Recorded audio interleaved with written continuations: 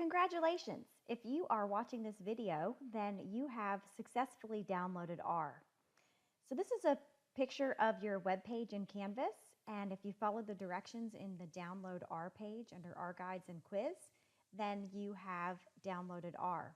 It should look like this, your screen, when you open up R, when you double click on the icon.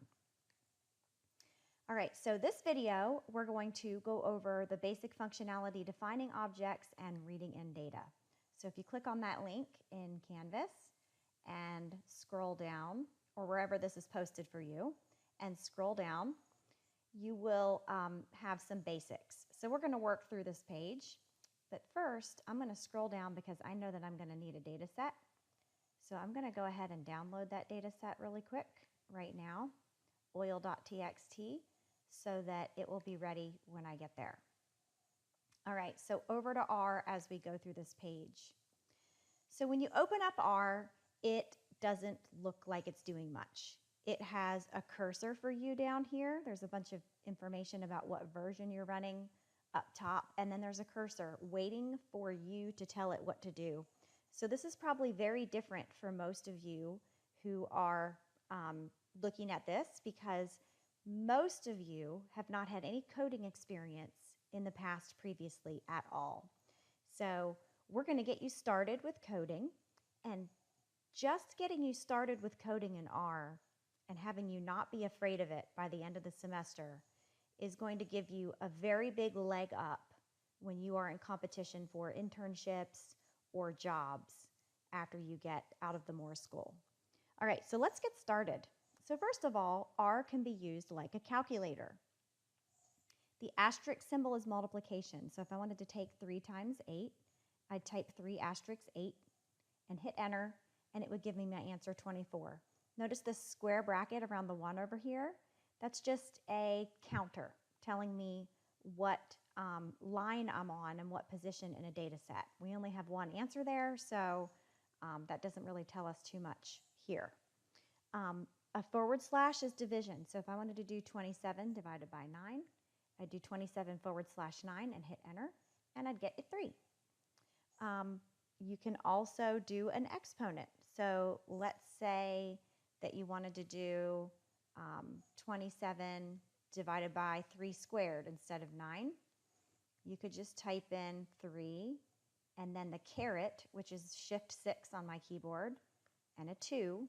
And in the parentheses there in my denominator, that stands for 3 squared, otherwise known as 9. So I should get the answer 3 again. That should be 27 divided by 3 squared, which is 27 divided by 9, which should give me 3. You can also combine your multiplication, because 3 squared is just 3 times 3. And so I could type it that way. All right, so plus works the same as it always has. 1 plus 1 is 2. Minus the same way. 1 minus 2 should give me -1, and it does. All right, so R works just like a calculator. Just make sure that you put your parentheses in where they go so that your order of operations will be correct. All right, now R works on defining objects. So let's say that I wanted to name a data set data, and I wanted to define that as an object. Well, I can type the word data, that's the thing I want to name it, and I can do my less than sign and a dash, and then I'm going to define what I want to name data. So I'm going to use the lowercase c, which is a very special function in R called concatenate, and then I'm going to open some parentheses. And let's say that my data set is really super simple. It's the numbers 1, 2, 3, 4, 5. I'm going to tell it to concatenate that list of numbers by typing 1, 2, 3, 4, 5, and then I'm going to close my parentheses. Now I'm going to go ahead and hit enter, and it doesn't look like R did very much, but it actually did. If I type the name data and hit enter, it's telling me, R is saying to me, what I have stored as data is the numbers 1, 2, 3, 4, 5. So very good. If I want to find out what objects are defined, I can type objects, open close parentheses, and it tells me that I have one object defined called data. Very good. So now we can go back to our help page because we're going to be working with this glucose data set. And so that we don't have to type in all these numbers, I've made it so that we can just copy and paste. So what does this line of code mean? Well, once I copy and paste it and hit enter, you know what we've done. I called my data set GLUC, G-L-U-C, it's short for glucose. This was a data set of glucose measurements.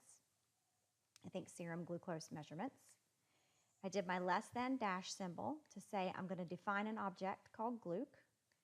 I put my lowercase c because I'm concatenating a list of numbers. I opened my parentheses, separated my numbers by commas, and closed my parentheses and hit enter. So now if I type GLUC, R is going to tell me what it has stored as the object called GLUC. Notice now that my number markers, my line markers mean something. The square brackets with the 1 tells me that this line starts with my first data point. The square brackets around the 20 tells me that this line starts with my 20th observation.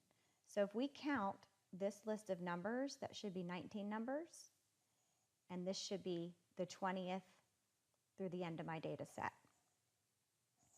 And speaking of how many numbers are in my data set, we can ask R to count for us. We don't have to count ourselves. We can use the length command to get the sample size. If I ask it to give me the length of the object called GLUC, it will give me that it's 31 observations. So when I just give it a simple list of numbers, I can use the length function to get a sample size, to get how many numbers are in my data set. And sometimes it might be helpful to sort a data set, a list of numbers. So you can use the sort function in R. You can type sort, you can get it to sort whatever you want it to, sort the glucose object, and notice that it's the same numbers that we had before, but this time we start at the minimum observation of a 70. The numbers increase as you go through the data set until you get to the second line, which now starts on a 26 because I've expanded my window here, through the 31st biggest observation, which is 131. All right, so that's how you can sort your list of numbers. And now we're going to use another common function that we'll be using all semester, and that's the summary function. Now, if your data set is quantitative, if it's a list of numbers, then when you use the summary function, R is going to return the 5-number summary along with the sample mean. So if I ask it for the summary of the object called GLUC, it's going to give me the minimum, the 3 quartiles, and the maximum, and the mean. So it's the 5-number summary and the mean. If we have a qualitative data set, it's going to give me a frequency distribution for how often each of the categorical variables shows up. So we'll demonstrate that in the next video. All right, so we could just directly compute the mean of this list of numbers by using the mean function. Mean of GLUC returns 86.77419. Notice that that matches the mean that was returned in my summary. We could also do a standard deviation. That function is SD. And so if you type in SD, you'll get your standard deviation of that data set. So no hand computing. This semester we're going to focus on understanding what these summary measures mean rather than hand computations. All right, and sometimes you want to add up the values in a list of numbers. So you could just sum your GLUC vector and it will add up all 31 of those numbers for you. All right, so we've learned how to name an object. We've learned how to find out which objects are defined according to R by typing in objects, open close parentheses. Now it's telling me that we have an object called data and an object called GLUC, which matches what we did. So things are looking good. And now we're going to learn one last little thing. Sometimes you're going to want to enter a sequence, especially when we're graphing things in R. And one way you can enter a sequence, let's say we want to enter a sequence of numbers that goes from 1 to 100 by ones. So 1, 2, 3, 4, all the way through 100. Well, I can tell R to give me a sequence, starting with the number 1, ending with the number 100, and counting by ones. And it'll do a sequence. I can define that as an object. I could call that X. So what I'm going to do is I'm going to hit my up arrow, which is another trick that you're going to want to use this semester. An up arrow scrolls through all of your previous commands. So that way you can just edit commands rather than typing it in again. Right now it's not a big deal to type in a command each time because they're short, but later you'll find that we have much longer commands, and so it's much more convenient to up arrow through our code. All right, so I've up arrowed to get to my last entry, and then I used my left arrow to get over here to say that I want to name this sequence X, and I'm going to hit enter. And now it's defined another object. If I type X, it's giving me back that sequence from 1 to 100. And if I type in objects, open close parentheses, it tells me I have 3 objects to find now, something called data, something called gluc, and something called X. All right, perfect. If I want to have my sequence count by 2s, I think you know what to do. If I wanted to go from 1 to 100, or 2 to 100 counting by 2s, I could start it at 2, end at 100, and tell it to count by 2s, and we're good to go. I can even have it go in increments of 0.01. And that's a much longer list, but I use this a lot when I'm graphing something so that I can have a refined line when I'm graphing a function. All right, so we've learned how to name an object and do basic calculations like a calculator, and then calculate summary statistics on our objects, on our lists of data.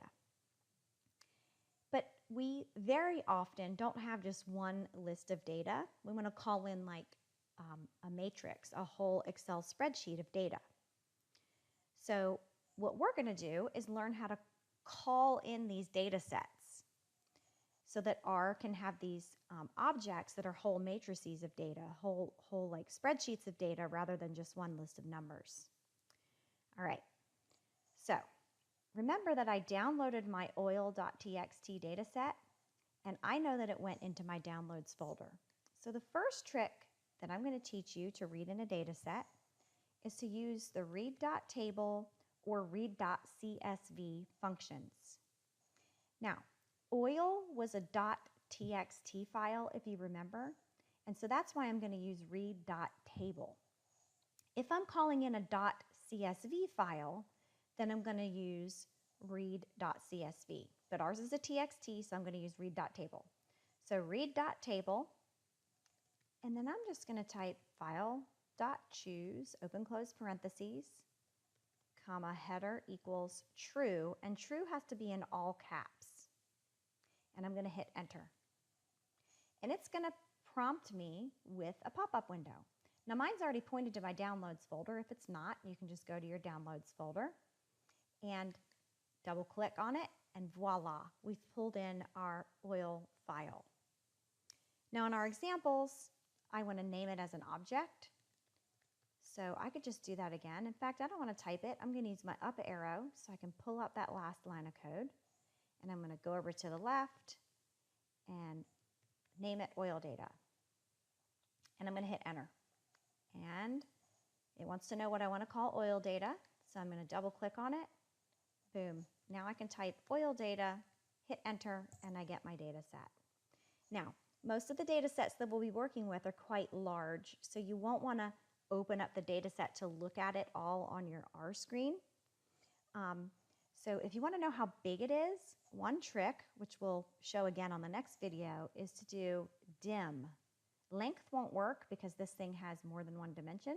So we want the dimensions of oil data, and it'll tell us that it has 12 rows by 3 columns.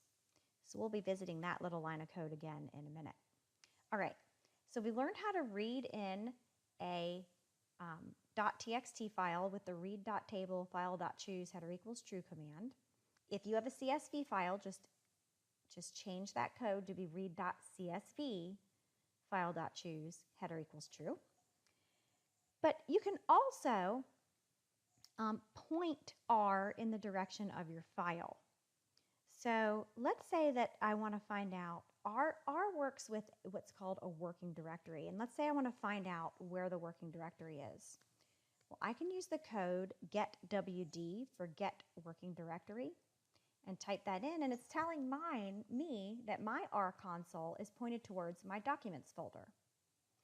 So if I go to my downloads folder and I grab my oil file and I copy it and I take it to my documents folder and paste it there,